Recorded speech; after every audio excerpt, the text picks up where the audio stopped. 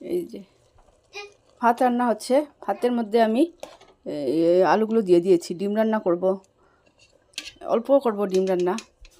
আমার ছেলে আর মেয়ে খাবে, ওরা দুজনে খাবে, ওই জন্য বেশি না, ওই জন্য আলুগুলো দিয়ে দিলাম ভাতের মধ্যে।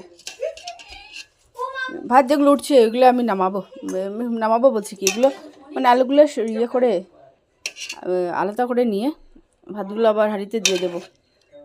আরও দিয়েছি তো, অনেকগুলো পাওয়া যাচ্ছে না এখনো। এই যে তো আমার গ্যাসটা বাঁচলো, সময়টাও বাঁচলো। ওই ফাঁকে আমি অন্য ইয়েগুলো তরকারি কেটে নিয়েছি। আলুটা আগে কেটে ভাতের মধ্যে দিয়ে দিয়েছিলাম।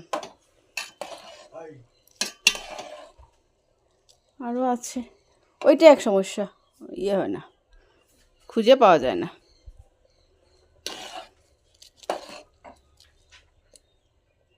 ওরা দুজনে খাবে, ওই জন্য বেশি দেইনি। আর একটু আজকে কঞ্জুসি করলাম, গ্যাসটাও বাজবে। ওই আচ্ছা, আর আরও আছে। এই যে এখন এটার থেকে এগুলা ছাড়াতে হবে, ভাতটা ছাড়াতে হবে মানে কি, একটু জল ঢেলে আলুগুলো সরিয়ে নেব। এই যে ভাতও আমার হয়ে যাচ্ছে না, এগুলো মানে হতে এত টাইম লাগে, এগুলো আরাম চালগুলো ভীষণ সময় লাগে। এই যে কখন বসেছি দেখো, আরও ফুটবে ভাত।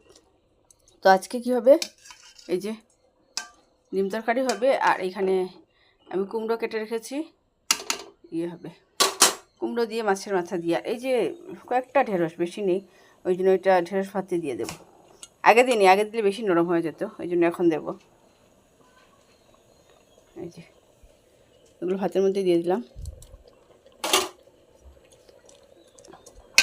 আর রাখলে এগুলো নষ্ট হয়ে যাবে, অল্প আছে, খেয়ে নেব।